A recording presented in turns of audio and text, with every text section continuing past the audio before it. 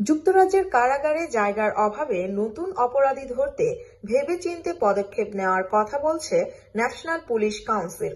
কারাগারের জায়গার অভাবের বিষয়ে নজর রেখে কম গ্রেফতার করার বিষয়টি বিবেচনা করার জন্য পুলিশকে নির্দেশ দেওয়া হয়েছে। ন্যাশনাল পুলিশ চিফস কাউন্সিলের একটি চিঠি চিফ কনস্টেবলের উদ্দেশ্যে প্রেরণ করা হয়, যেখানে গ্রেফতার বিষয়ে বিরতি দেওয়ার জন্য আহ্বান জানানো হয়। যে সকল ফৌজদারি ঘটনায় অধিক গ্রেফতারের প্রয়োজন রয়েছে সেই অপারেশনগুলো থামানোর পরামর্শও দেওয়া হয় চিঠিতে। কারাগারে উপচে পড়া ভিড়ের কারণে কিছু বন্দীকে তাড়াতাড়ি মুক্তি দেওয়া হচ্ছে। কারাগারের জায়গার সংকুলন হচ্ছে না বলে এই পরিস্থিতির সৃষ্টি হয়েছে বলে প্রতিবেদনে জানা যায়। সরকার জানিয়েছে, মহামারী ও আইনজীবীদের ধর্মঘটের প্রভাবে কারাগারের উপর এই চাপ সৃষ্টি হয়েছে।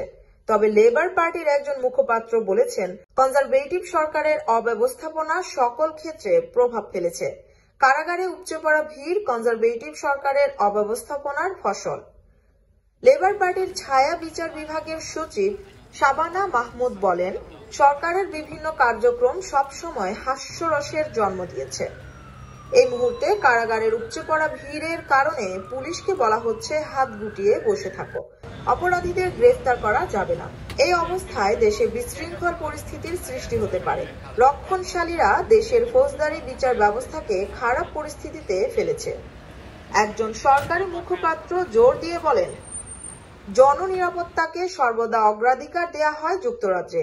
এই কারণে আমরা আমাদের সমাজকে সুরক্ষিত রাখার জন্য প্রয়োজনীয় অফিসার এবং সংস্থাগুলির দ্বারা আমাদের পুলিশকে সমর্থন দেওয়ার ব্যবস্থা করেছি।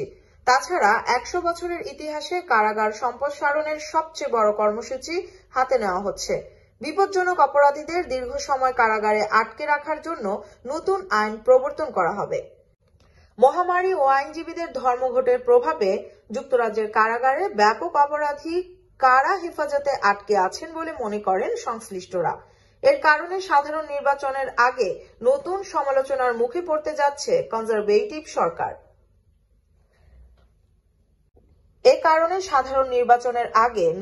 সমালোচনার মুখে পড়তে যাচ্ছে কনজারভেটিভ সরকার।